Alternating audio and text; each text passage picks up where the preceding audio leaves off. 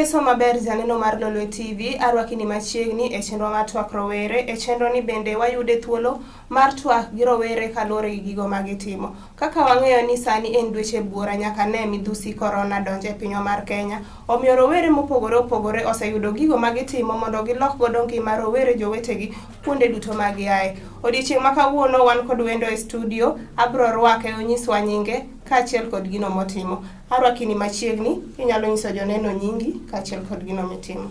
Ago erokamano maduong'. Gi nyinga iluonga ni James Otieno. Ajadak mar Kisumu County in Kisumu East constituency. Pod anyathi school ma pod somo, to an e CEO mar James Otieno Foundation mosebedo ka konyo ji e gwenge mag Manyata. Erokamano.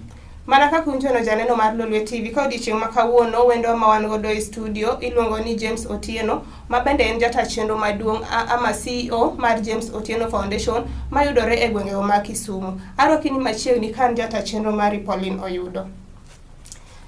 Mana kaka iwachono James, iwacho ni in CEO mar James Otieno Foundation. Inyalo nyisowa ni ang'o mani neno e gwenge mani dake ama gweng' ma Kisumu mano miyo ibiro come up gi foundation ama gima chalo kamae? Erokamano maduong'.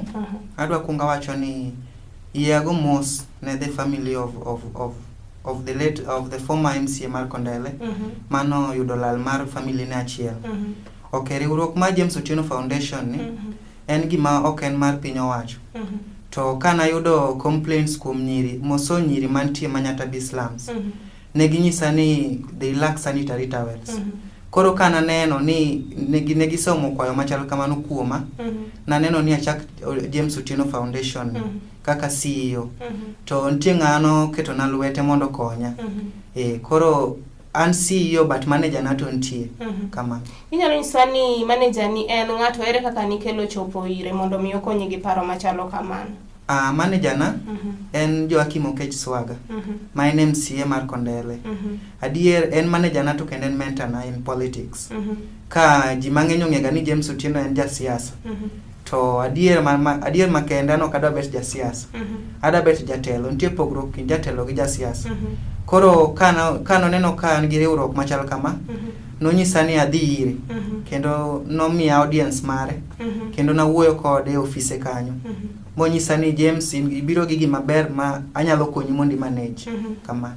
Koro seche mang'eny wayudo ni politics ama josiasa gi approach gi at this age kata higa ma intiere ni, in rawera no matin ma pod dhi school. Ginang'o gini mane idhi ipedho ne moneno ni adiera rawera ni nigi lek moro mbele ne maber manyalo konyo jogo mochando? Okay, Joakim en a brother and also a friend. Kana yande nong'eyo ni ana leader in school, noluonga office kendo nonyisa ni I have a leadership skill mondo ano nacha. Koro when he came, nadhi ire office, nwawuoyo malach kendo nonyisa ni onyalo konya. Koro kana nyise plans mango, to nyisa no nyalo konya gi foundation and also bobet my mentor in politics. Ago erokamano.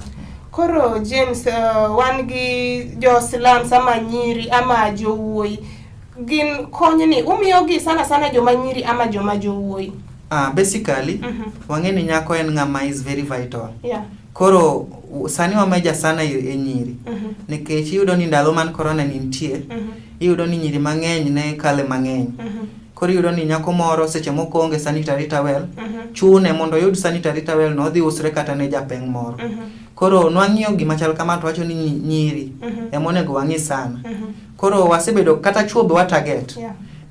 Kata nitie chuo moko mwaseloko ngimagi e Manyata slums kae. Sani ginyalo yudo ka wash machine, kendo sani giloso grube manyalo konyogi. Omiyo koro giwe the drug abuse. Nwaseng'e ni gitiyo gi drugs mang'eny. Koro sani at least waneno ka nitie kanyo police ne nyalo go mes seche te. Ka police kalo to yudo ka police opak gache kanyo nitie kanyo. But sani koro aneno ka koro police nyalo biro mamos gi manyier kodgi. Though they pokwa reduce the drug use 0%, but wang'eni kaka foundation ni dhi mbele, wabo reduce to 0%. Kama. Inyalo nyiso ni foundation irane kendi koso in gi members moko ma bende konyi dhi kode mbele? Foundation mamara ni and friends. Friends gagi relatives are the people who are championing for it. To kaka sinyisini manager na en Joakim Okech, every time kadwa timo project mora I have to consult him. Nikech adier embe ngi foundation ne. Koro from this gima otimo gani ema nomiya mijingo. Mawacho ni koro kaka Joakim nigi foundation ne ma seche moko tero ne nyithindo mantie slums ka chiemo. Koro ambe naneno ni kaka an James Otieno. Ambe watim abed gi foundation na mamara. Kama. Waneno ni sani gi corona ni school ne jidhi, school ochung. Gin ang'o gini ma ise achieve chakre ne school chung to tiji mar foundation dhi mbele. Ang'o gini mineno ka ise achieve e foundation yama lokruok mage mineno ka nitiere? Lokruok duong' Pauline. Lokruok mokwongo ma iseyudo. While we did our food distribution ne vulnerable. Positivity no wuok mang'eny. Ma jok moko no chako penjo ni James Otieno ma pod thin ni. En gi lek mane mbele ka. To nanyiso gi ni lek mara tabo nyiso gi ka wachopo mbele. To nyiri mang'eny bwasemiyo sanitary towels. Ma last month we gave over 300 girls sanitary. Makoro mane the biggest dream wasebet go. Ni wa enlarge our territory, but koro the funds be nyalo chak duoko achien mo wach ni koro 300 mwaseyudo nyiri mwaseyudo 300 gi we wamigi pads ariyo nyalo makore gi kamoro. Erokamano. Kopogore kod sanitary towels maneno ka mostly emu distribute ne nyiri, bende nitiere kony moro amora ma umiyo gi? Maybe upuonjo gi kako onego gidagi, kako onego giritre? Yande ntie jok moko ma because I was not in Kisumu, ntie my members moko mano sedhi oko mo puonjo mine ma yach magi miyo gi some education about kaka ginyalo ritre kendo kaka ginyalo dhi mbele ka pod gin gi ichno. To naneno ka the positivity ne gikawo gino gi positivity mang'eny. Besides that nyiri mang'eny be moko be gisani our plan is to take many girls in TVET training mondo gi empower themselves mondo maybe mbele kanyo gibed gi life maber. Erokamano. Iwacho ni support iyudo kuom sponsor ni my name MCA Makondele. Apart from MCA Makondele, bende nitiere jok moko ama companies mise approach mondo omi support? Mano penjo maber kabisa. Ntie ng'at ma sewinjraga go ma en founder member mar Awino Foundation. Ntie Awino Foundation ma be ntie Aurora mar Kisumu kae. Koro kana nyiso the founder member of Awino Foundation ni an gi project na moko matimoga. To nyisa ni onyalo bet ga koro na mentor ma wuoyo gi nyiri wagi to wuoyo gi chuo wagi to konyo gi e yo mopogore. Kata ka koro miyo one packet of sanitary towels to omo no mentor be we also appreciate. To ntie jotelo moko mopogore ma be osegomboga ni gi chip in our foundation. But koro nawacho ni koro kaka foundation no chako 2020 we watime mondo gikwong gine gi mwatimo mondo koka gibi gi chip in ka osebet gi maduong' kama. James samoro wayudo ni onego irom gi nyithindo manyiri kata kamoro mondo miuo. Tana otama namba chalo ga nade e meetings ama meetings ma ubet ga ke samoro pokinyiso ni ubet gi meetings ma maromo nade ama duration maromo nade. Tana chalo ga nade?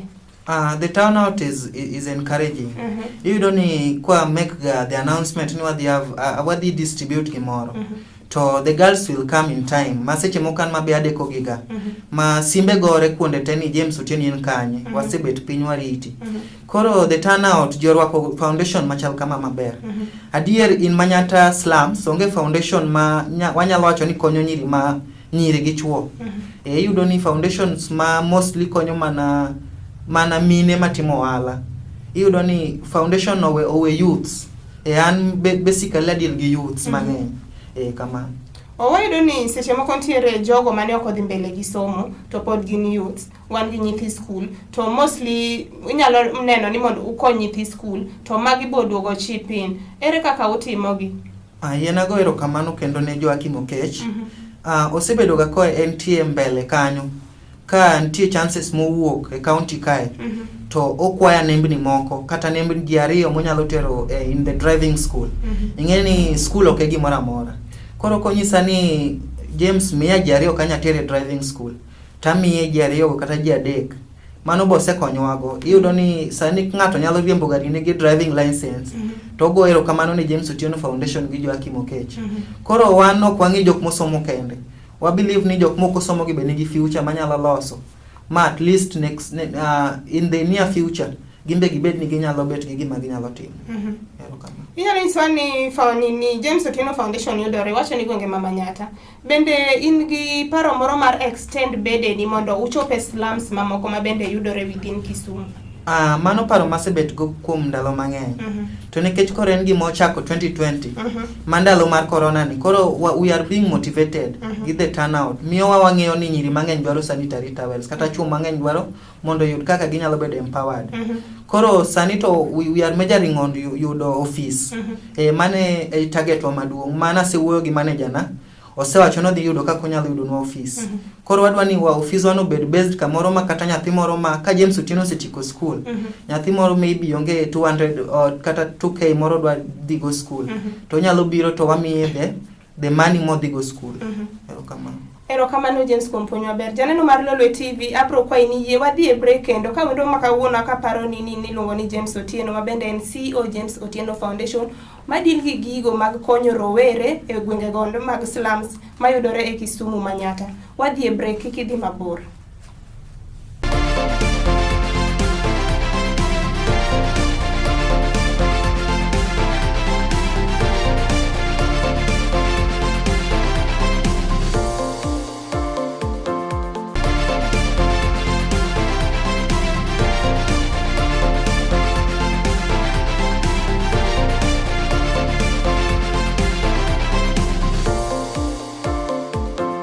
Arwaki kendo janeno mar Lolwe TV e telono mar ariyo chenro en twak rowere ka jalno makelo ni chenro en an Paulina Yudo. Wendo makawuono wan godo e studio iluongo ni James Otieno ma bende en rawerano masomo Magadi Secondary School e class mar Form 4 ma bende kendo en CEO mar James Otieno Foundation mayudore e gwenge ma Manyatta Kisumu.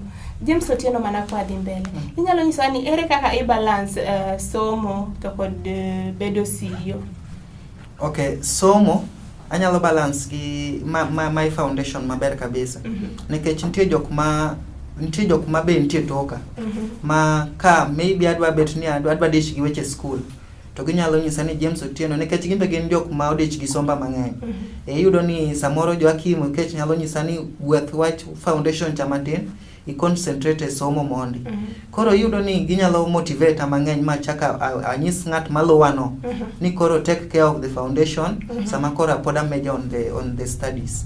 Kama to begini nyaka ni chake seneno ko affect sombi in any way, maybe reduce in performance or maybe samoro leone school mang'eny ka idhi e weche mag wuoyo gi jok moko e gweng'ama.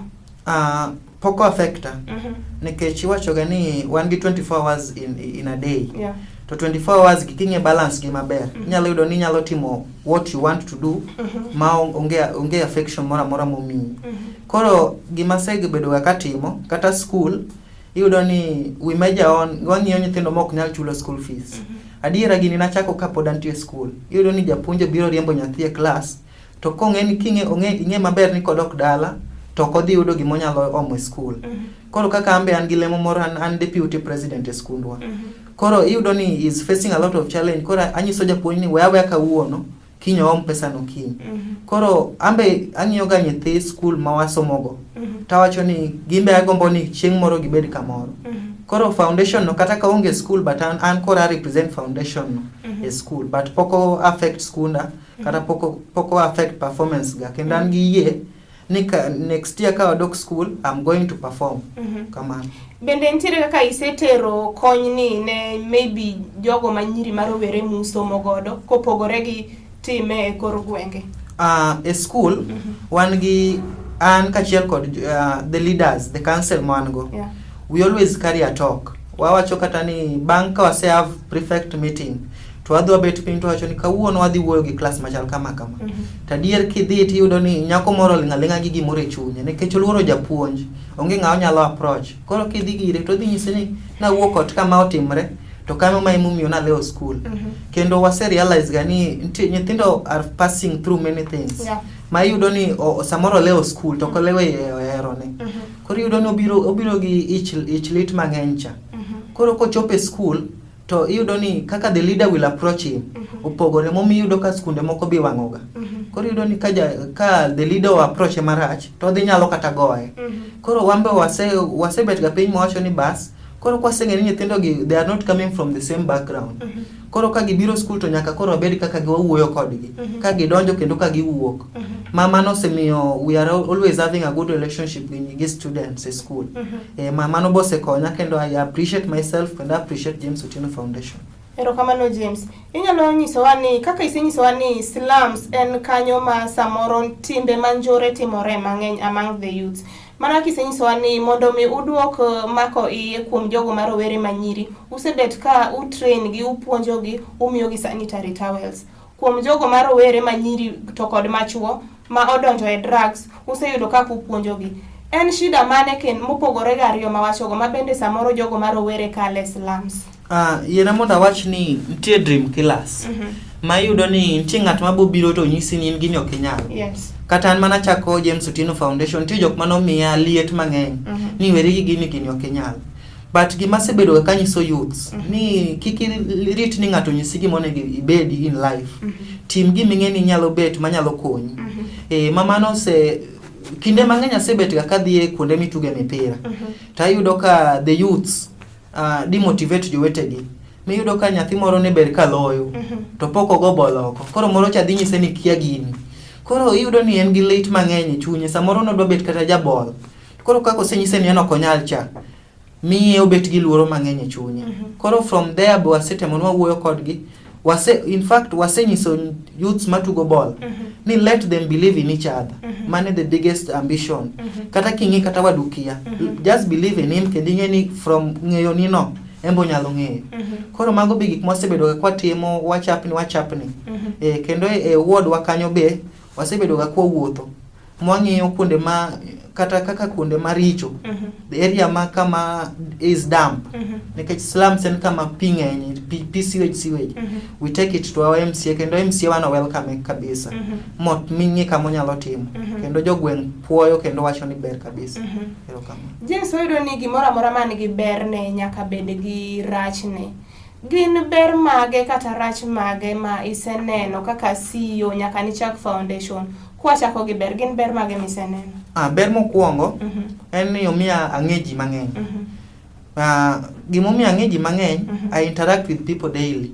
Mayudo ni Awino Foundation ogochona ni James wadhi kata next month gin seme kamiluongo ni Rero. They are going to distribute towels. Na say you the invitation. I'm one of those people who are acknowledged kanyo. Kendo the biggest ambition, the biggest achievement masayudo en ni people respect me in the society. Kendo ka gidwa ni ging'iya e rang'iny moro mok nyathi. Yes. Giwacho ni this will be a leader in future. Kendo an gi yie ni their dream will come to be true. Erokamano. Gin rach mage ama shida mage misekale ama miseneno? Rach to ng'eny. Mondi kwachako gi siasa. Ing'e ni jasiasa neno ni kineno ka ng'ato timo gimoro manyalo konyo oganda. To jasiasa moro bowacho ni maybe ng'ani bedwa chung'. To adier an asebet ga gi interest mar chung' kaka jasiasa lakini ok sani. To anyiso ga jogo ni giterre mos. Sani onego ging'i ambition gi ma 2022. To moro nyisa ni ajoin ne mondo waket foundation no kanyakla. Tiyudo ni seche moko kodhi kamoro to wacho James Otieno Foundation marach. To an kobiro ira to dwani wariw wiye wa mondo ati kamoro achiel. Koro an gima wacho ga pile ni suna tin lakini onyalo moni nindo. Koro amba neno ni asemono ji mang'eny nindo. Ma aspirants gi wacho pile ni James Otieno ni tenga gitimo research pile. Nyang'o momiyo kauno neno ka sanitary hotel kae. What is the biggest dream mar kijana ni? Erokamano. Kendo a challenge masayudo kendo is about funds. Iyudo ni seche moko kaka corona ni nentie. However much ni friends are contributing a foundation one, but ok gin stable in terms of funds. Koro mano be is the biggest challenge. Kama. Bende ntiere seche moko misayudo time kata mondi approach county government ni Kisumu kamidake mondo omiye support mar endeleza foundation? County government ma Kisumu poka chopo.